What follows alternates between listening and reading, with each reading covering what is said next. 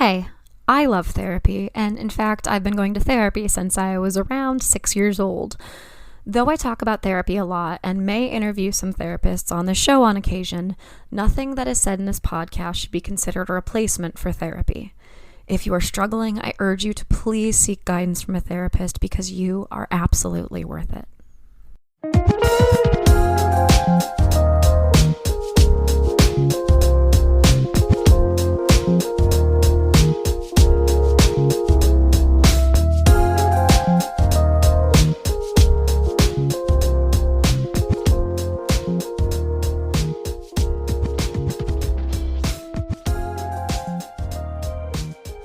Hello, everyone. You are listening to Wine, Dine, and 69, a podcast about dating, relationships, sex, and self-love. I am your host, Rachel Dalton. Hope everybody is doing well. I did say in the last episode that it was starting to cool down and become fall. And with that, Mother Nature decided to play a cruel joke on me and on all of us.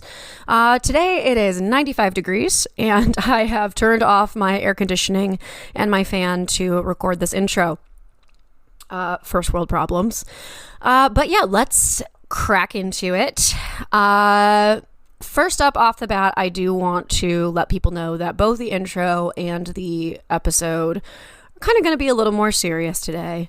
Not kind of, definitely are, particularly the interview that I have with my guest, Whitney. Serious, but so important and so inspiring. And so just want to let you know off the bat that this is not the most lighthearted episode of Wine, Dine, and 69 that you will hear. But if there is anything that I have learned in the last few years, it's that life can't always be light. So it's important that we have these conversations and listen to these stories. With that, kind of springboards right into the intro topic that I was going to get into. I've been on a little bit of a personal journey pretty much ever since I went on that yoga retreat with my friend Anna last month. And it all has to do with body. Somatic work. I've been doing a lot of somatic work with my therapist. I have a book called the Somatic Therapy Workbook, which I completely recommend for anybody who has experienced trauma or is, just having a hard time being connected to their self and embodying their entire being. Also, really relevant to the interview that I have with Whitney. Somatic work is a really major thing that can help trauma survivors. But one of the things that I've realized about me and about kind of this journey I've been on the last few years, pretty much since my breakup, trauma is something that you're always going to kind of have to deal with. I said this to my therapist. What I do in my everyday life, every day before I fall asleep, before I go to bed, I walk around my apartment and I just tidy up. Everything that I own has a place. Everything goes in a certain area, a certain shelf, a certain cupboard, I'm one of those people who if you move a picture frame even just slightly, change the angle, I will notice. And I think when I started my last relationship, he was a good person, a very nice guy. But he tended to like the lighter parts of life. And I think that there was a part of me that saw that and wanted to be what he wanted and what he needed, which isn't very fair to me and not fair to him, but I care about that less. But in all honesty, it wasn't fair to either of us. And I think what happened is I was doing a really good job of doing this trauma maintenance, things would fall off shelves or end up on the floor because life happens, right? Things happen. But at the end of the day, need to pick things up, put them back in their place, etc. And I think that when I entered this relationship, I kind of did the equivalent of when your mom came into your room when you were a kid and was clean your room and you just shoved everything in the closet and closed the door. And that's not his fault at all. It's not anybody, and it's not even my fault. I was going to say it's not anybody's fault but mine, but it's not even my fault either, because in many ways it was a coping mechanism. Because I didn't want to deal with a lot of the things. I didn't want to do that maintenance. But then, over the years, like a little thing would slip out of the closet, and I would, have to deal with it. I'd open the closet up really quickly and shove it back in and close it. But the pressure behind the closet door became too much, and in many ways, a lot of these past traumas came knocking. And I think it started off with a lot of friendship trauma. That's kind of what, where things started to kind of fall apart. And I kept trying to suppress it and not really deal with it, because I didn't really understand it at the time, because I didn't understand it was scary. And so I kept trying to shove it in. And then everything just kind of came falling down around me. And I think since then, what I've realized is that trauma requires maintenance. Life happens and things are going to get messy, and you're going to get triggered here or you're going to get triggered there. But it's going to be a consistent thing that you work on all the time. I've said before about weaving the tapestry of your life, and it's yours. It's your story. You get to tell it. Yeah, and you know what's funny? I'm recording this on the day that my relationship ended 2 years ago. And it is not lost on me that I actually all morning today spent time cleaning out my front closet, which was exactly like what I'm just talking about. I would just throw things in because I couldn't deal with it. And if I had to get the wrapping paper, I would go in and grab it and then throw it back in as quickly as possible, because I didn't want to have to deal with it. I didn't want to have to clean up the mess. And today I woke up early, I poured my chai, and I tackled my closet. And I love this metaphor, and I'm very proud of this metaphor. It just so perfectly encapsulates my experience of recovering from my demons and, coming to terms with my past. And I think that we can all relate to that on some level, of this idea of repressing and pushing things back because we don't want to deal with them. But I think the thing that we all need to remember is that that closet's going to burst open eventually. So now, my last breakup devastated me. I had a nervous breakdown. But I realize now that the reason, it was a long relationship, don't get me wrong, but part of the reason why it devastated me so much and incapacitated me in the way that it did is because I wasn't just dealing with a breakup or the loss of friendships, which is traumatic and difficult in and of itself.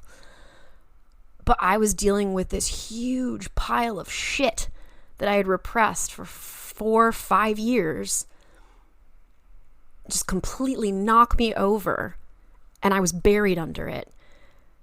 And I had really important people to me at the time leave in the middle of me just trying to have a breath of air in the middle of all of that.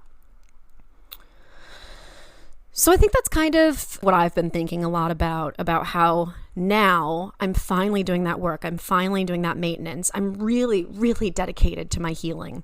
I'm doing my somatic therapy workbook. I'm looking up things on YouTube about somatic therapy. There's a great TED Talk. I can link that in the episode notes. I'm going to start rereading The Body Keeps the Score, which another great resource that ties into this interview. I'm reminded of this meme that said, I've had enough of The Body Keeps the Score. Can we pick a winner already? And yeah, I couldn't agree with that more. But that's the thing. Trauma and working through these things, it's never going to just go away. It's never just some you snap your fingers and, oh, good, I'm healed. I can move forward now. It's going to require regular maintenance, like a car. And me being in touch with my body is my first step towards that. So I'm going to share some of these somatic resources in the episode notes. Just so you can, if you're interested, check them out. And that brings me to today's episode with my guest, Whitney, who, gosh, like, just the most inspiring person. We talked and, we had a conversation before recording, and she was just so smiley and positive and laughs. And you'll even hear, like, we laugh in this episode. It's such a serious topic, and yet we're able to laugh. And gosh, like, just completely inspiring. I haven't had a storyteller episode that has stuck with me the way that this one has in a really long time. I did 2 this summer. The other one will be published later this fall. 2 storyteller episodes that really just, I think about them at least once a week, and this is one of them. So I'm going to give a content warning. This interview is going to deal with very intense topics: childhood abuse, sexual assault, grooming, a lot of really difficult topics. So if you can't listen now, I understand. I encourage you to come back at a time when you can listen. But if you are in a space where you can listen, I really hope that you do, because I think that we can all learn a lot from Whitney. So with that, it feels, I'm trying to decide if I want to run a commercial here. I'm not going to run a commercial. What I'm going to do is I'm going to run some silence.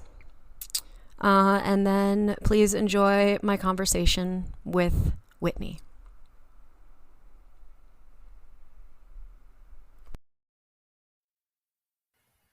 Hello, everyone. Welcome back. I am very excited to be here with my guest today, Whitney Crisco. Whitney, how are you doing today? I'm good. How are you? I'm good. I I know that the topic we're going to dive into is heavy, to say the least, but you and I talked before recording, and I was struck by what a bubbly and optimistic person you are. So I'm excited to see how we get from A to B to C. Okay, well, let's do this. All right. So how about we start off? I found it's just a good jumping off point for you to tell me a little bit about you, who you are, and kind of just your overall story. Okay. I, well, would you like me to start with who I am now or how I got here? Let's start from the very beginning. The very beginning. Oh, when I was in my mother's womb. Okay, not Yes, exactly. okay. So born to 2 people who were very, very broken. We'll just start with they have their own trauma. My parents divorced when I was about 2, and I was raised by my dad. My mom had undiagnosed bipolar at the time. Um, and so she was just not mentally, emotionally, relationally able to care for young children because she had her own stuff. And so my dad took the responsibility of raising us, but then he was, a single parent, had to provide for the family. And so he worked a lot. My grandparents ended up becoming our sole caregiver, babysitter type thing. So we would be there during the day. And then when my dad wanted weekends to himself, we would be there on the weekends. Around the age of 5, it was discovered that my grandfather was molesting several of the female grandchildren, Jesus Christ. and so that kind of divided the family for a bit, and we ended up going into like daycare and other babysitting type facilities off and on until we were in school full time. My dad became a Christian around the same time that was discovered. And so back then in the Christian community, secular therapy was considered a huge no-no. Mm. So my dad, tried to find a Christian counselor, but due to finances, like we couldn't afford one, and you couldn't really get help from the government for Christian counseling. So it was just a big mess. I think my dad says that our pastor at the time kind of talked to me and talked about the situation with my grandfather and assured my dad that I was fine, didn't really remember anything, no big deal. So he just kind of moved past it, and we never really talked about grandpa and like what happened. I knew that I had this internal feeling that that it was my responsibility to stay away from him. Mm-hmm. But yet, we were still brought over for family engagements and stuff like that. So there was like this weird internal dynamic where it's like, oh, you're supposed to care about this person, but don't care too much because you can't get close to him. He's weird. So for a child, it was just very confusing. Absolutely. I can't even imagine what that and to have that responsibility put on you. You're like, I know that this isn't what Yeah. I should do. Yeah, Yeah. that's a clusterfuck. It was interesting. So elementary school was pretty normal. I'm using air quotes on that.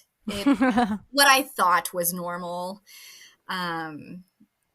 And when I started going into like junior high age, my older sister started doing what we call in the Christian culture rebelling. Um, and so she started kind of acting out and getting into a lot of trouble. And so I would witness like the immense conflict between her and my dad, and just like the way that he would talk to her would end up like I could just feel the guilt and shame in the conversation. And so I learned very early on, like, okay, well, don't do that. Dad wants you to behave this way, so I'm going to behave this way. And I became a very big people pleaser. I quickly figured out like how to attune to people in a way that it's like I knew exactly what you needed and what you needed me to be, and I would just be that. So that was my first real like survival mechanism that I figured out. Yeah, they say it's fight, flight, or fawn, Yeah. and fawn is the people pleasing. Fawn is the people pleasing. That is my go-to. It's definitely not the best of them, but it is what it is. I'm right there with you. So um, my older sister ended up moving in with my mom, and so I was just kind of left with my dad. At that time, I was not quite old enough in Texas law to really decide who I wanted to live with. So my dad, made me stay there. And so then I just became very isolated because my dad always worked. And if he wasn't working, he was doing something with his ministry. And we were just very much put on the back burner. Around the age of 13, I got noticed by an older boy who was 17, and 13-year-old 17-year-old boy, like I just thought I was amazing and he was dreamy, and that started. Oh yeah, it's that idea of like I can't Whole believe thing. that somebody so much older than me would be Forbidden interested love, in me. right? Mm-hmm. And so we got to know each other a little bit, and then he introduced me to his older sister, and his older sister kind of helped me concoct this scheme, if you will, to like tell my dad, oh, I'm going to be babysitting her kids. And it was all just this like ploy to be able to allow me to spend time with this older boy who showed interest in me. So we started doing that, and I would go and hang over at their place on the weekends, and we would smoke cigarettes and hang out at the pool. And then slowly that turned into, oh, well, she's going to night school, and so I'm going to stay the night and babysit her kids through the night. So then I started staying over, and that's when like drinking started happening, and they started like desensitizing me to sexual acts and pornography and all Blurring these. those lines really, really quickly. Yes, Yeah. very much. And the thing with predators like that, like they just know how to cross that line just enough to where it doesn't scare you, but it makes you question whether it's right Mm-hmm. or not. And so over a few months of that happening, they desensitized me quite a bit, and I definitely was like, well, okay, I'll do that as long as I can still remain a virgin. Like that was my only goal. I grew up in the church, Of and course. you are supposed to be a virgin when you get married. And I thought that they genuinely respected that. Turns out they did not. And one of the evenings, they decided to introduce some harder drugs. And I participated in the drugs and became to the point to where like I could no longer like feel my body and move. And so I went to go lay down, and the amount of time that passed, I have no idea, but And you're that 13 here, evening, right? Still 13? exactly Holy 13. shit. That night, the sister and her husband, who was significantly older, the sister was mid 20s, the husband was 40-ish. Ooh. Um, them two, the sister held me down, and the husband assaulted me. Um, Oh and my God. that was my first experience with any sort of penetration, and it was really hard to get over for a very, very long time. Um, After that happened, the husband ran a bath and put me in the bathtub because I was, crying and saying my stomach hurt. And Yeah. so he put me in the tub and was like, oh, you'll feel better. And just very nonchalant, like, no big deal. Everybody goes through this, blah, blah, blah. And then the guy that I was attracted to that kind of lured me into the whole situation, he ended up coming home from work. And was like, hey, what's going on? And I kind of told him everything that happened. And he looked semi concerned and was like, oh, I'll go talk to them. And he was gone for a bit. And then so I was just like, oh, I'll just get myself out of the tub. And I went and laid down and was going to go to bed. And then he came in and also assaulted me. And like, I very distinctly just remember the words, well, now that you're not a virgin. And then he just like, talk about freezing in the moment. I'm like, I don't even know what is happening here.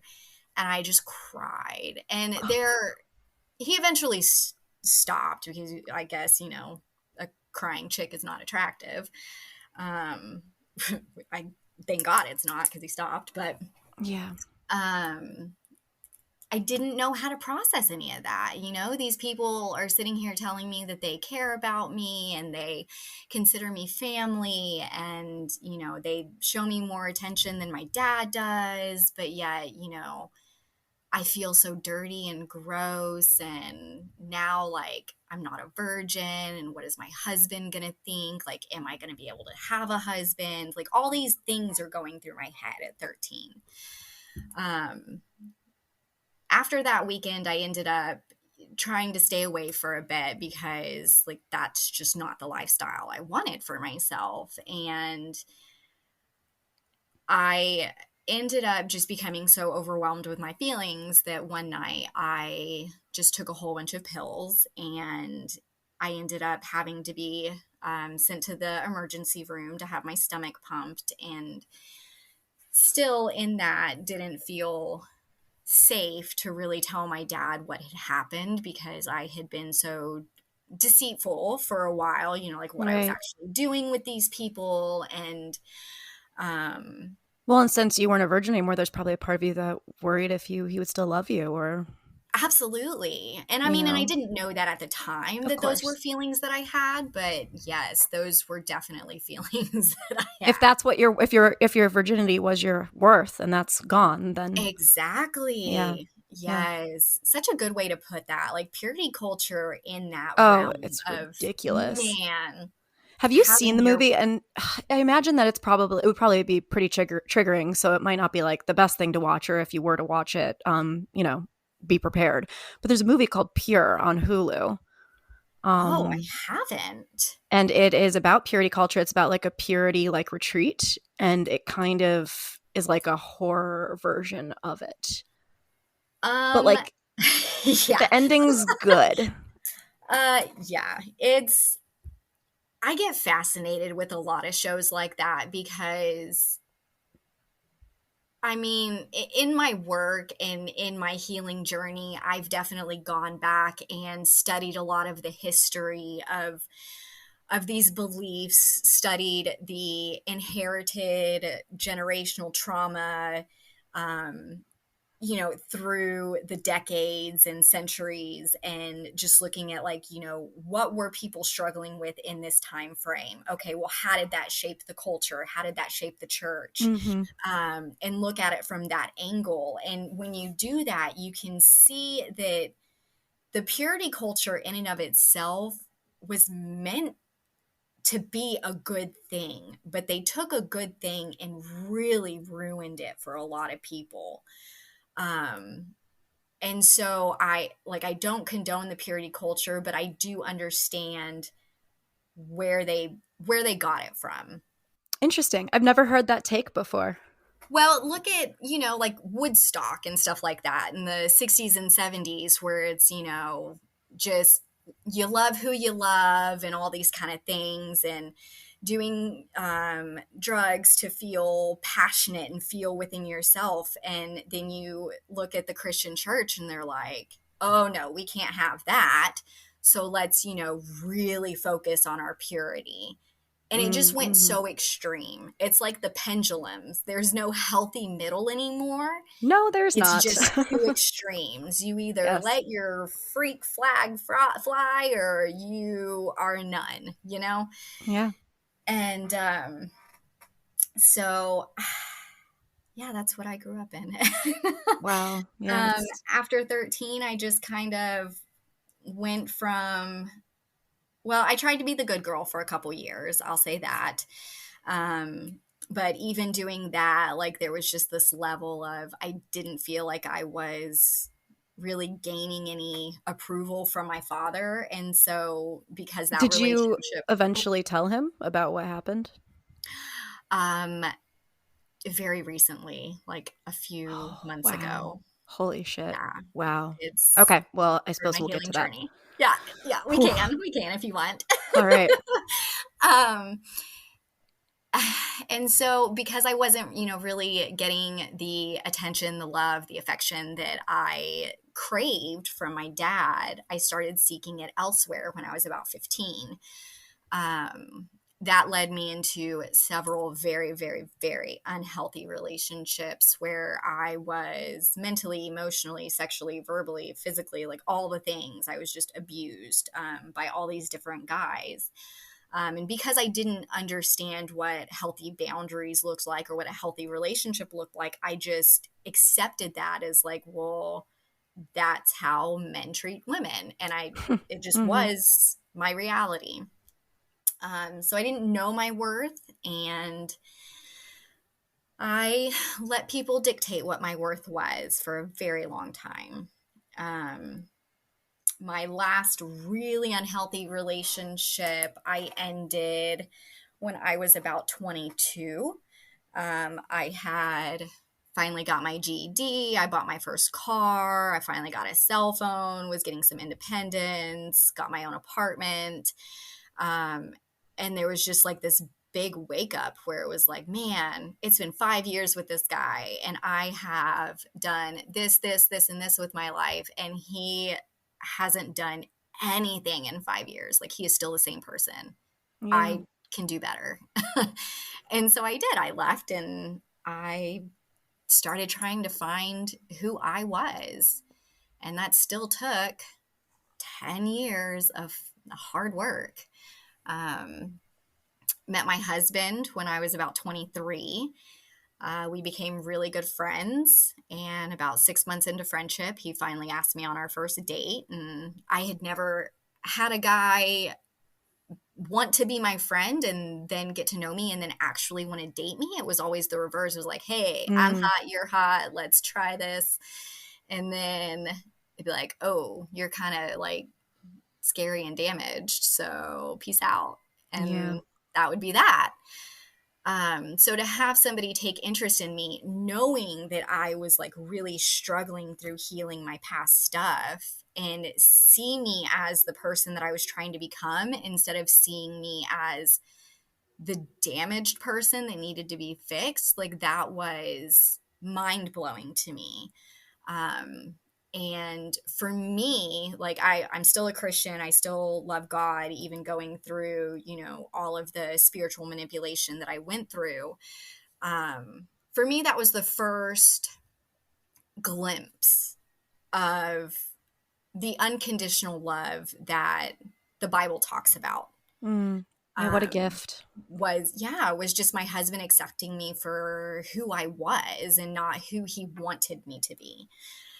Um, so I mean, because I was still, damaged and scary inside, I definitely struggled in our relationship early on, trying to perform and be the person that I thought he wanted me to be. And, I wasn't always upfront with my own personal needs and what I wanted. And that created a lot of just confusion and conflict because I would say one thing, but then I would get frustrated that he wasn't doing what I really wanted him to be doing. And so then that was just awkward. So we had several years of just hardship on that. In 2019 was when I kind of had my mental emotional breakdown, just that reality of on the outside everything looks great, but on the inside, Mm. like I feel like I'm dying. Um, I had at that point, like we had the house, we had the cars, we had 3 kids, and like I dreaded waking up in the mornings. And I drank myself to sleep every night. And I was just so unhappy and I didn't know why. So I go to a therapist, and just very quickly, she was like, wow, you've got trauma. And so I'm like, oh, that's what that CPTSD. is. Yeah. I had never heard of complex PTSD before that. You hear about PTSD and complex PTSD. I mean, obviously it's complex, but, you know, realizing that my entire childhood and young adulthood was just trauma after trauma and abuse after abuse, like it was eye opening to me to look back at several of my relationships and be like, oh my God, Yeah. Yeah, he definitely. genuinely raped me repeatedly. Like that was not okay. Or, like, man, him making me feel like I was always the problem. What a narcissist. Like I didn't really understand what narcissism was, or scapegoating, gaslighting, any of that stuff. So to get the cognitive knowledge of what these things really were and how people use it to manipulate others, it just blew my mind. And I just started diving into book after book after book, just trying to figure out myself, why I was doing what I was doing, why I had desires to repeat certain patterns, even though mentally and emotionally, like I didn't want to, but that was my instinct, was to do X, Y, and Z, even if I didn't want to, because I didn't know any better. That's how I was conditioned to behave. Exactly. Um, and then, so then I started like early in my healing journey, then I started noticing my oldest daughter showing signs of like perfectionism and anxiety. And that just really cut me to the core. And I was like, man, I cannot have any part of my childhood be their reality. Like, I can't. They deserve so much better. So then I really started working on reparenting, and I used that as a way, like, I started parenting my children the way I felt I needed to be parented in certain Definitely. moments. And that was a very healing part, just being able to acknowledge, like, while I may not have had that as a child, I can be thankful that I'm able to offer that to my children.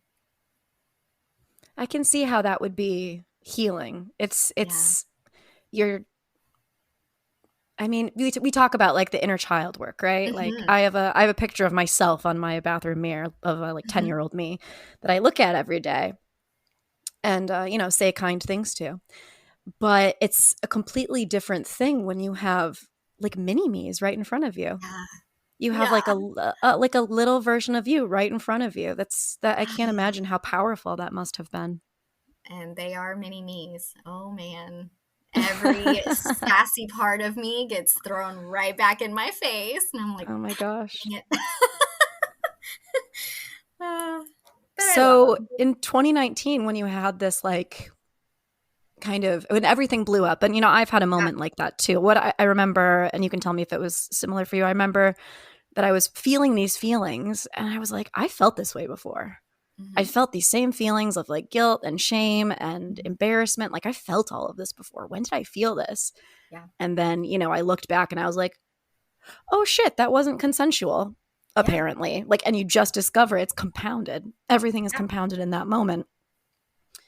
But what was that? I mean, how did you start untangling all of that? Because it's not, you didn't just have one trauma. You had, like you said, trauma after trauma after trauma, completely compounded. How did you start kind of untangling those pieces? It seems like a mess of like a ball of yarn that you had to work your way through.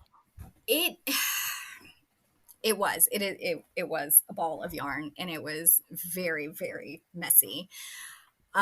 So essentially what my wake up call, mental breakdown, my husband and I were having a lot of marital issues, because I was so unhappy, and I wasn't at that time able to communicate my feelings because I didn't even understand my feelings. So I wasn't able to communicate to him what I was feeling, thinking, what I needed, nothing. And so I would kind of hint towards things, but he's not a mind reader. And I know he's not a mind reader. And so he would try, but it wouldn't be exactly what I wanted. And then I would get mad at him for it not being what I wanted. And then he would get frustrated with me because, I was always checked out mentally and emotionally. And that was hurtful for him because he would feel rejected. And there's other stuff mixed in there, but we won't get into that right now. But Sure. so we're having these marital problems, and in previous relationships, my go-to would just be like, okay, well, I'm just going to find what this person's not um, providing me with. I'll just find that somewhere else. And so in previous relationships, I would, like, have an affair or just leave and switch to a different partner. Well, I'm married. I can't do that. Or I didn't want to do that. I was going to say, people do that all the time. I know, I caught myself on that one. I didn't want that to be my reality, Sure, of course. And so when I started having those thoughts of like, well, maybe, like, maybe if we were divorced, maybe I could find a different partner. And it was when I started having those thoughts that scared the hell out of me, because this man that was so gentle and so tender, and literally, if I said I needed something, would do it. I'm willing to throw that away. Why? And I really had to figure out why. Why was I willing to throw it away?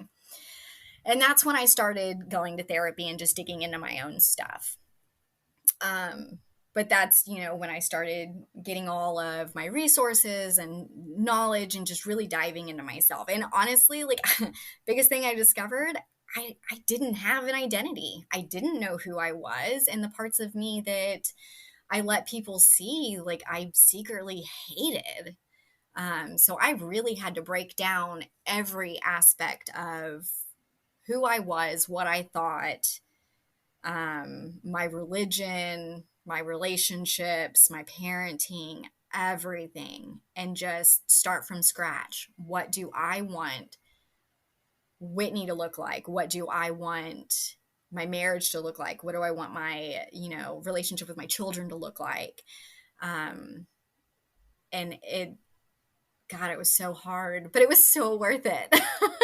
So Yeah, worth it. that dark night of the soul journey, it truly is. Yeah. It's, I Yeah. mean, what you've experienced is, I mean, heartbreaking and so many other adjectives that, like, Yeah. I mean, Nobody should but have to experience that. nobody should have to experience that. And the fact that you did, and that you're here, and that, like, I'm thinking about, like, the relationship that you have with your husband, and, Mhm. like, what a gift to have somebody, like, I joke with my friends, like, I'm dating somebody who's the first very nice person that I've met in a very, very long time. And every Uh-huh. time that he does something sweet, I just kind of look at him weird because I'm not used to being treated like that. Yeah. And so my friends say the bar is in hell. Like, when your bar for Mhm. how to be treated is literally in hell, Yeah. the smallest thing can be, like, astoundingly kind. But it sounds like the person that you're with is above and beyond the bare minimum. I mean, like, and Yeah. to have that person enter your life, and I mean, it just, and that's the relationship part of it. Aside from that, all of the work Yeah. that you did digging into everything, and having kids at the same, I have no idea how you did what you did, and it's incredible. I mean, so the one thing that I will say is whatever path you choose, whether you choose not to do the work or you choose to do the work, like, they're both equally hard. Like, you're either going to stay stuck in your mess and have to work to, like, fight for scraps, or you're going to heal your shit and you're going to own your worth and possibly be rejected by people who aren't capable of honoring your needs. And Yep. both are hard. Um, but I really didn't want my children to feel the sting of a you know, divorced family, because that was hard on me as a child. And I very much remember, like, the conflicting feelings of, well, my dad says this about my mom says this about my dad. I don't really know what's true, but I almost feel like if I love one more than the other, then I'm, like, betraying one. And again, I just didn't want my kids to go through that. Yeah. And plus, I love my husband. I just hated where we were at that point. I always say, if there's love there, and if both people are really willing to do the work, then, like, you can get through anything. Absolutely. Absolutely. And so there was definitely, a solid 6-month period where, man, I would just pretty much look him in the face and be like, I don't like you. You know what? I really don't like you. And I don't want to touch you. I don't want to kiss you. You can sleep in the other room for all I care. This is who I am. Take it or leave it. F off. Like, I was mean. And I think we almost did call it quits at that point. And, by the grace of God, we didn't, and we fought through it. But it was really me just simply saying, like, this is what I now know that I need, and I can't accept anything less.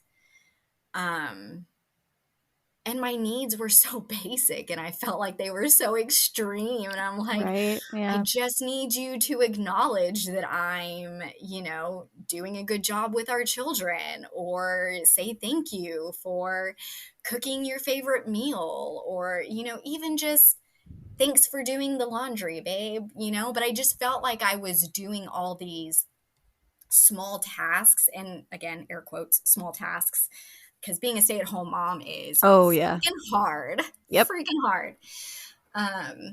But taking care of the house and our three kids and the animals and running all the errands and doing the grocery shopping and then all the cooking, and it was just like I was exhausted. And my tiny little human babies aren't thanking me. I need somebody to thank me. Just tell me I'm doing a good job. Feed me Yeah. tacos, tell me I'm pretty, rub my belly, I'm fine.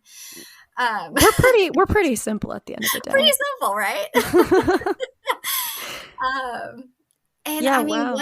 once I just started saying, like, these are just really things that I need from you, and him stepping up and just saying, okay, I hear you, and starting to do that, like, I have never felt so loved in my life. And there's so much passion, and the intimacy is really great now, where it's like I don't check out when it's time to, snuggle and be intimate. Like, I mean, I actually initiate intimacy now instead of dreading it. And that's been amazing to just be able to have that freedom to feel like I don't have to perform for him, but that like our mutual pleasure is important to the other person.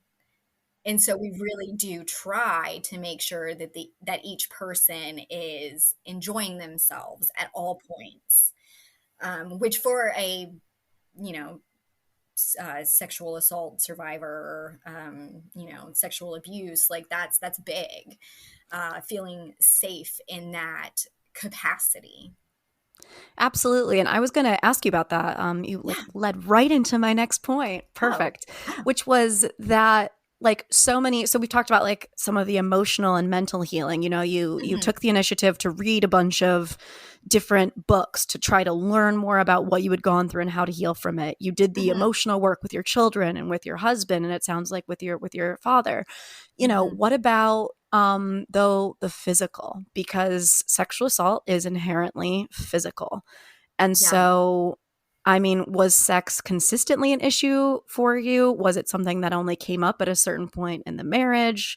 How did you kind of grapple with that, and what was that healing process like? Whew. How much time do we have left? You can keep going. So I would say, early on, I didn't have an issue. It's new, it's fresh, like it's exciting. After our first child came along, it really started getting challenging. Her birth was very traumatic for me. I had a lot of complications during labor, and the recovery, it took me over a year to fully recover from her birth, Oh, wow. to where like even just him touching me down there was so painful.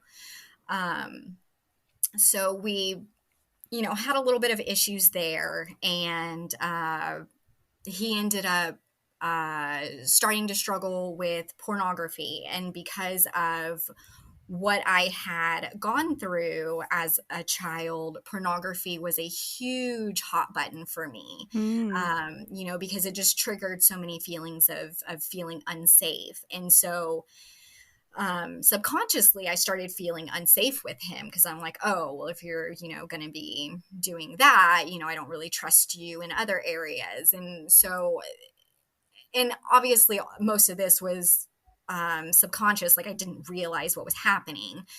But I very quickly just closed off to him intimately, and I would just check out. And so, as a sexual assault survivor, I learned very quickly to shut off my like brain and emotions and be able to like just give my body, because it was easier than trying to fight it and possibly get hurt further. Because, that's a thing. Yep. Um, and so I like, he started noticing that I would check out anytime we were intimate. And so he would question me about that. And I would get super offended and be like, I don't know what you're talking about. And so then I would try to start performing and be more sexual. But again, like I didn't want to be that person. And so then I started drinking heavily in order to kind of numb the internal voices of like, well, that's not okay what you're doing. And just fight through it and perform. That went on for several years. Yeah. And about 5-6 years ago, I started getting extremely sick. Tons of health issues, and that, we started seeing doctors to figure out what was wrong, and I started getting diagnosed with several different autoimmune disorders. And there would be days where like I couldn't even function. Like he would have to stay home from work and help me with the kids because I couldn't even open my eyes.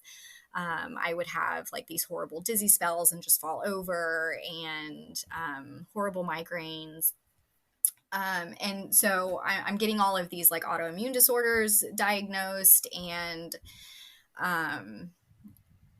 then then raising kids and all the issues with raising kids, and you're exhausted. Hard to have sex when you're exhausted, and Yeah.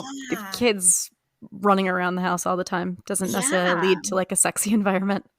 Well, and up until that point, I had kind of set the tone that, I'm the stay-at-home mom. I'm going to do all the housework and take care of the kids, and you're not going to need to do this except like mow the lawn and fix things when I ask, real manly stuff. And that just again created a whole lot of bitterness and resentment in me. And I'm like, I'm so exhausted. I can't function. You're not helping me. These kids aren't helping me. And he would make small comments to try and help, like, oh, well, maybe you need to prioritize your time better or have the kids help. And I'm like, if you tell me to prioritize my time one more time, like I was just getting so mad. And I'm like, just grab the toilet. Just help me with something. Tale as old as time. Right.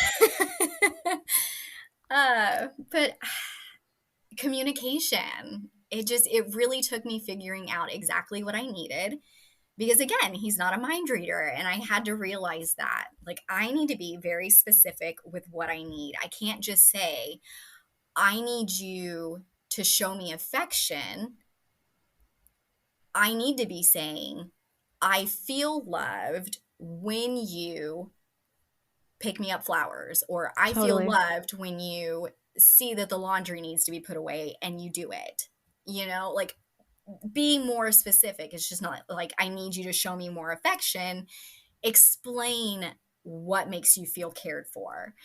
And that was a huge turning point for us, was when we were both able to start verbalizing to the other person what exactly made us feel cared for and wanted and valued within our marriage relationship, how we function in the household, everything. And yeah, everything's been beautiful lately. It's amazing how like a switch can really flip when you like find the key.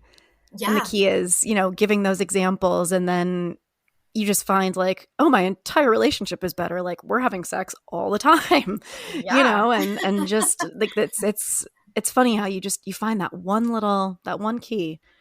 Seriously. And I mean, we've looked back a lot, which is important. I think it's so important to look back to be able to move forward. And I mean, you needed to look back through many decades of your life. I mean, not many. Like I know that you're young, I mean, I'm in my 30s.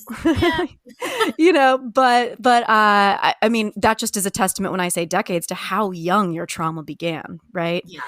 And so we've had to look back a bit. But tell me, I mean, you said things are really great now. Tell me about like what you're doing now and what you think about like resilience and just,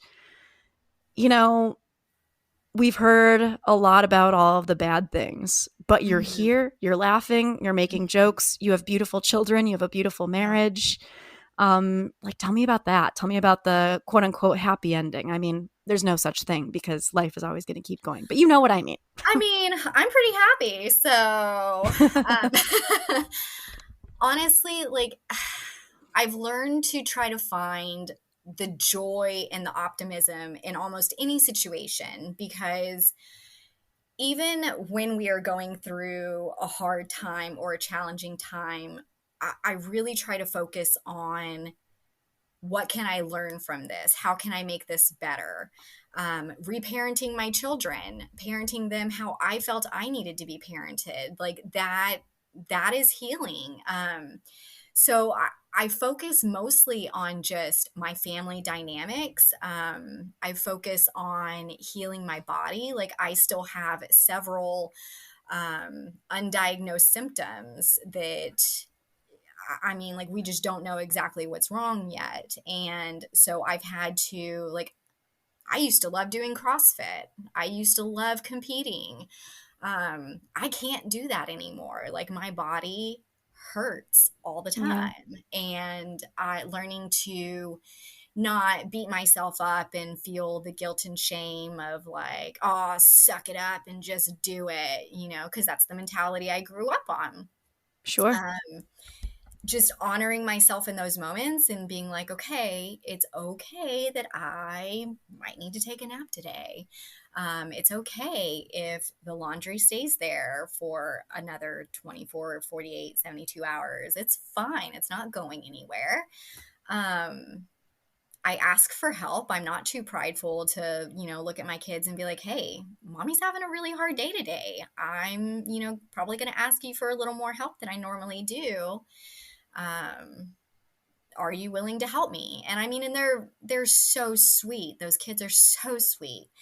And of course they want to, jump to mommy's rescue and be like, heck yeah, mom, what can I do? And Aw, my oldest is 11, and she, enjoys cooking dinner. And of course, she's the oldest, so she's got that mama hen type personality, and then starts getting too bossy for her britches, and mama's got as to an oldest daughter, I protect can them. relate. Oh my gosh. Then we need to have a different conversation later, because oh goodness, that is driving me bonkers. Um, but I love that now I don't feel shame in acknowledging that I'm just human to the people around me. I cannot be Superwoman. I cannot carry all of the burden.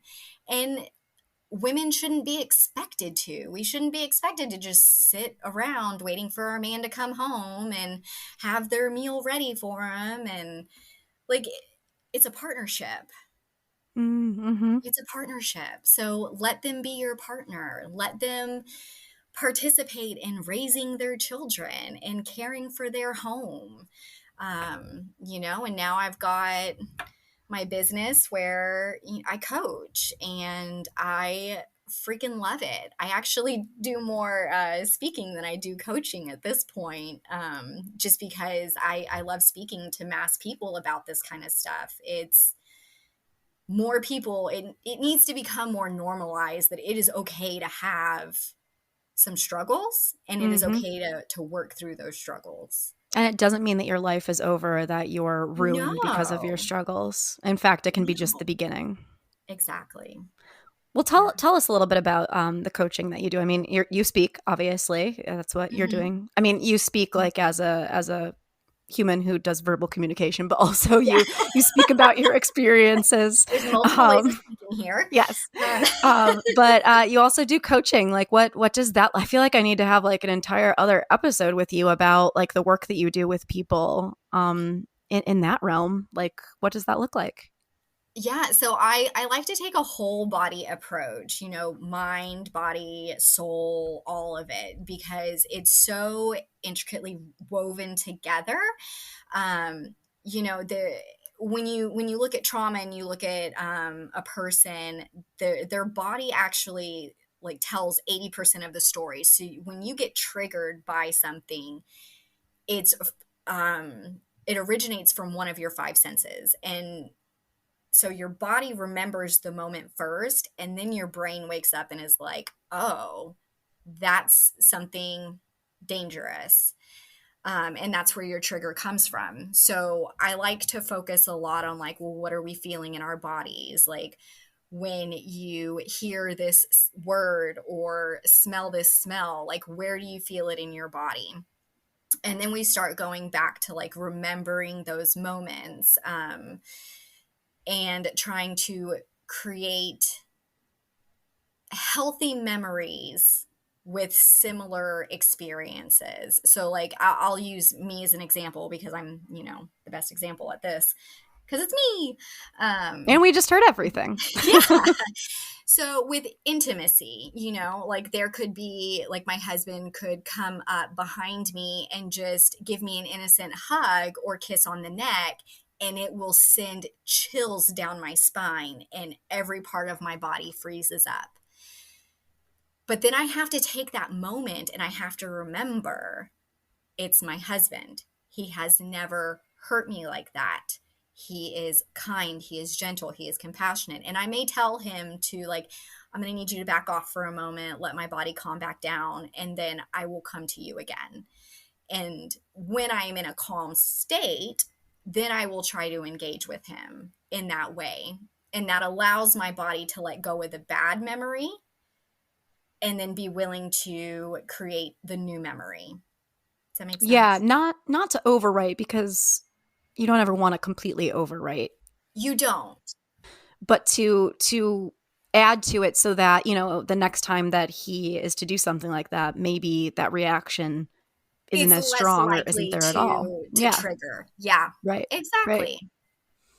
That's such hands-on work. I love that. I wish I had something like that when I was, it sounds like the 20s for a lot of women is just a time of like really like working through some intense shit. If there's anything that I've learned from speaking to different women, like I feel like your late 20s and early 30s is when you really start trying to figure out who you are and what your identity is, and you kind of get out of that party phase. And for real. Yeah. My 33rd birthday is in 2 days, and I'm doing a lot of like reflecting on like, what chapter of my life am I leaving behind? Like what am I doing to look forward? It's I hear people say, well, I was at my brother's college graduation and all of these kids were talking about, this is just a diatribe that I'm going off of, but these kids were all like, oh my gosh, like I'm going to miss college so much. And I was like, I do not miss college. I do not miss my 20s.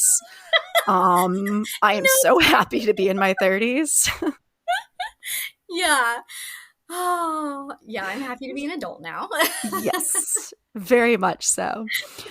But Whitney, like, tell me, what are some last pieces of advice that you want to give to anybody who, maybe has compounded traumas that they are just coming to terms with or don't know how to deal with, or, they have that ball of yarn and they don't know how to start unraveling it. What advice do you have for somebody who's just, at that same place that you were a few years ago?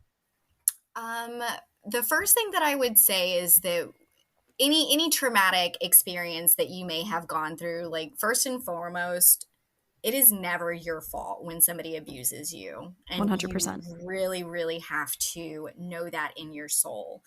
Number two is, really, really remember that like your past and what may have happened to you does not dictate who you are or what your future holds. You are in control of that. You can shape and change and control at any point in your life. And then third, anytime I'm doing something new or implementing something new in my life, I always ask myself, like, why? What is my motivation? Why do I want to do this? Am I trying to please somebody? Am I pleasing myself? And just really look at every possible angle and outcome. And I mean, that's just how my brain works naturally. A gift and a curse. Overthinker, yes. So those are things that I hold dear to, I am not my trauma, and I don't have to do anything unless it is like honoring to me and what I need. Yeah, having that ability to be introspective and check in with yourself. And I Yeah. think I've had somebody say recently that I interviewed, like, know your why. Yeah. Being able to Know understand your your why. why. And it sounds like that's what you echo too. Yeah. It's important. Again, let me just say that I mean, frankly, you're an inspiration. Thank you. Like just the amount of stuff that you have gone through. I'm like, I've been through some shit, but like the amount of stuff that you've been through, like it's unfathomable, and no one should have to experience one of those things, let alone as No. many as you did.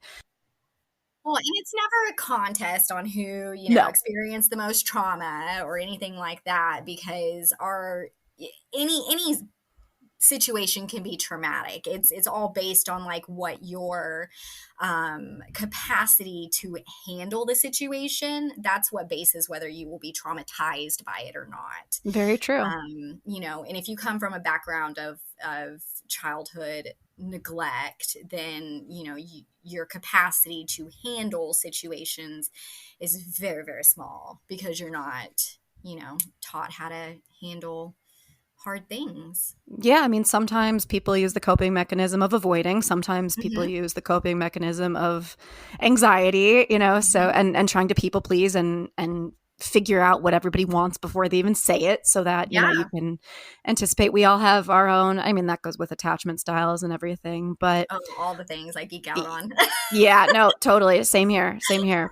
But it's definitely, I mean, like what you have experienced is tremendously awful, but also what you have accomplished is Yeah. tremendously spectacular. And it's just I'm truly inspiring, and I'm so sorry that you experienced what you did, but holy shit, like I barely know you, but I'm proud of everything that you've done too. Well, It's thank you. incredible. It's Well, really and that's incredible. that's my that's my heart, is I literally just want to focus on people similar to me who had those feelings of such unworthiness and shame that ruled everything that they did. Those are the type of people that I just want to love on and be like, oh my God, there's so much more to life. Like, let's Totally. do this. Exactly. We'll do it together. Yes. Well, where can people find you? Where can they follow along? See you speak, maybe get coaching with you. This is your time to promote yourself.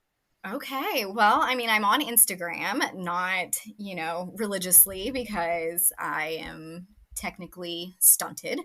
But I am on Instagram at WMC Trauma Coach. And you can also reach out via phone, texting, whatever. My business line is 214-814-2469. Love that it ends with a 6-9. With the name of this I thought you podcast, would. I have to love that. All Uh, right. Well, thank you so much, Whitney, for coming on here and I mean sharing your vulnerability.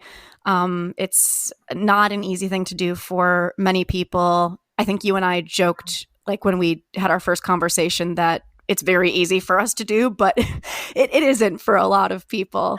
Um, Vulnerability is scary. It's hard. it's Absolutely. very, very scary, but it's also so worth it and so powerful. And I mean, your story is a testament to that. So I hope that the listeners take something away from this. And yeah, thank you so much for being on here today. Thank you for having me.